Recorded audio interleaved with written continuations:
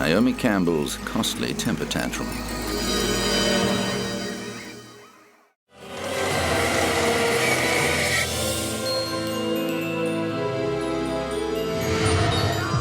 World-famous supermodel Naomi Campbell attracts attention wherever she goes.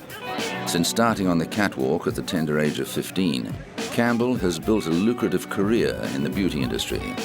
She's appeared on the cover of Vogue, posed nude for Playboy, and starred in a string of music videos.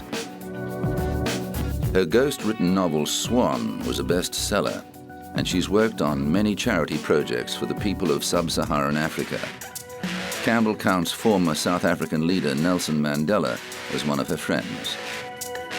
But as well as her exotic beauty, the model is also renowned for her fiery temper, a trait that has got into hot water on more than one occasion. In 2000, Campbell pleaded guilty to assaulting her assistant Georgina Galanis with a phone. The Toronto court cleared her record in exchange for her expression of remorse.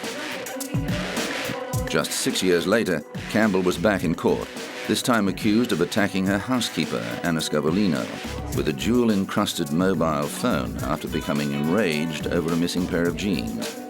The housekeeper was treated for a head injury following the incident. Campbell did not appear at the initial hearing, and a bench warrant was issued for her arrest. But after her lawyer explained why she couldn't attend, Manhattan Criminal Court Judge Evelyn Laporte took back the warrant. The case was adjourned to November the 15th, 2006. The defense and prosecution were unsuccessful in cutting a deal, so the supermodel was forced to front court on the agreed date, clad demurely in a stylish, figure-hugging black dress. Her lawyer said Campbell hoped to reach an agreement that would only require community service. The model faced up to 7 years in prison and deportation back to Britain if convicted on an assault charge. The defense attorney also said he didn't want Campbell in a situation like 80s musical icon Boy George, who was followed by reporters when he did community service for the sanitation department after pleading guilty to falsely reporting a burglary. He said Campbell was fully aware of the gravity of the situation. Naomi is taking it seriously, but I don't think that's any big whoop, because no one who's gone through the system, who's been arrested and fingerprinted and photographed and brought in front of a judge and bail was set, no one under those circumstances takes these things cavalierly. It's a very, very serious situation. Campbell was also hit with a lawsuit from another former employee who said the British model viciously assaulted her while calling her a dumb Romanian. The lawsuit by Gabby Gibson called Campbell a violent super bigot. Gibson said the model hit her, called her names, and threatened to charge her with theft after being unable to find a pair of jeans designed by Stella McCartney. The maid worked for Campbell from November 2005 to January 2006. In 2007, a judge denied a legal attempt by the model's lawyers to bar her ex-maid from raising prior examples of her allegedly chronic abusive and repeatedly violent conduct towards her employees. The case has yet to be resolved. Campbell's lawyer said the allegations against his client did not fit the pattern of the supermodel's history of altruism, which has seen her involved in a number of worthy causes. But she's also constantly contributing to the public at large, whether it be cancer research or whether or not it be AIDS research or whether or not it be for providing for underprivileged children like the Nelson Mandela Children's Fund.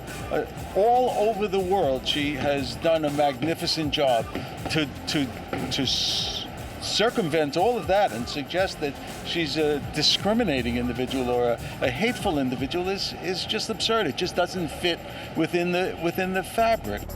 On the matter of the telephone assault, Campbell's defense team struck a deal with the prosecution that saw the supermodel pleading guilty to reckless assault in exchange for 5 days of community service. Campbell served her sentence at a New York City Sanitation Department garage, where she swept and mopped offices and bathrooms between the hours of 8 a.m. and 4 p.m.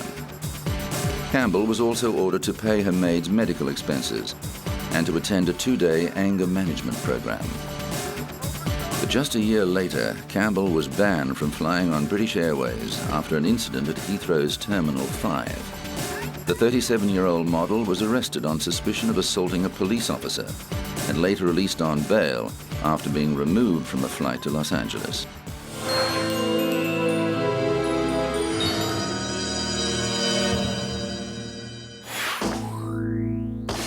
Britain's police traditionally patrol without firearms, but Liverpool's gangland wars of the mid-90s were so violent that Mersey police took the unusual step of taking to the streets fully armed. Officers needed protection against the hardened gangs that were fighting over control of the city's nightclubs and drug distribution. The explosive dispute led to the shooting death of David Ungi, the head of a powerful local family, in May 1995. A further 9 shootings rocked Liverpool as the gangs retaliated against each other. What concerns me is the lowering of the threshold of what used to be unacceptable behaviour, where people are now willing to use firearms, whereas perhaps in the past they would have used fists or knives. Ungi's lawyer denied he was a criminal. What I have to say is that in any major city in this country, there are obviously criminal elements, some more organised than others.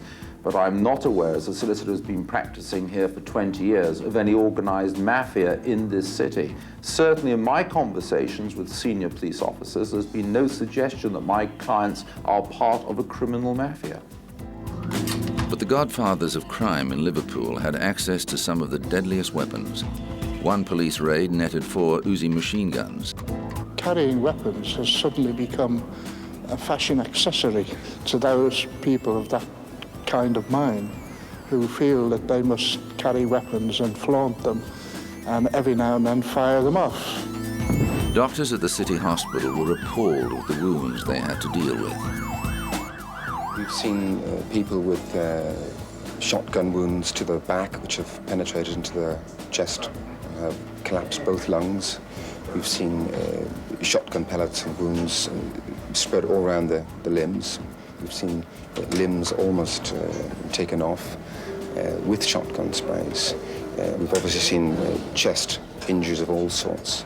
Some of them requiring the chests to actually be opened, but many of them just requiring to be taken to the operating theatre very, very quickly. But it was the emotional wounds inflicted on the locals that concerned community leaders. The great majority of people in Toxteth are not lawbreakers, they are not violent people, they are not involved in criminal gangs or anything like that.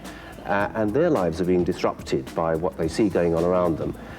And the fear is one part of the community would be turned against another. There's no reason why it should, but when people are feeling insecure, then all sorts of things can result. As the main port of entry for illegal firearms and drug importation, Liverpool continues to be a hotspot for violent crime and home to some of Britain's most trigger-happy criminals.